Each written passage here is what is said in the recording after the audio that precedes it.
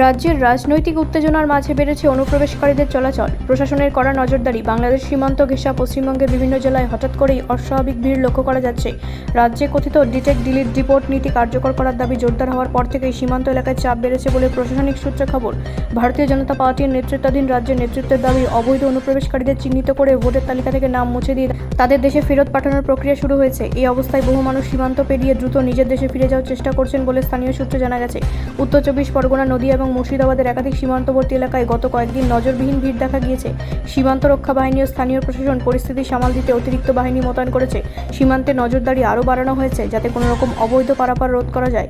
রাজনৈতিক মহলে এই বিষয়টি নিয়ে তীব্র বিতর্ক শুরু হয়েছে। একদিকে বিজেপির দাবি এই জাতীয় নিরাপত্তার প্রশ্ন এবং অবৈধ অনুপ্রবেশ রোধ করা জরুরি। অন্যদিকে বিরোধীরা অভিযোগ তুলেছে এই নীতির আড়ালে সাধারণ মানুষের মধ্যে ভয় ও বিভ্রান্তি ছড়ানো হচ্ছে।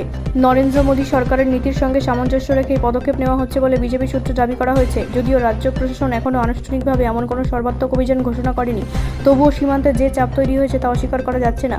স্থানীয় বাসিন্দাদের একাংশ জানিয়েছেন, হঠাৎ করে এলাকায় অপরিচিত মানুষের আনাগোনা বেড়েছে, যার ফলে নিরাপত্তা নিয়ে উদ্বেগ বাড়ছে। ব্যবসা বাণিজ্যেও প্রভাব পড়ছে বলে অভিযোগ। বর্তমান পরিস্থিতিতে সীমান্ত এলাকায় প্রশাসনের তৎপরতা বাড়ানো হলেও এই ডিটেক্ট ডিলিট ডিপোর্ট নীতি বাস্তবায়ন কতটা সম্ভব এবং তার প্রভাব কী হবে তা নিয়ে এখনও প্রশ্ন রয়ে গেছে। পরিস্থিতি কোন দিকে মোড় নেয়, এখন সেদিকেই তাকিয়ে রাজনৈতিক মহল থেকে সাধারণ মানুষ। ব্যুরো রিপোর্ট, রাষ্ট্রীয় প্রসার বাংলা।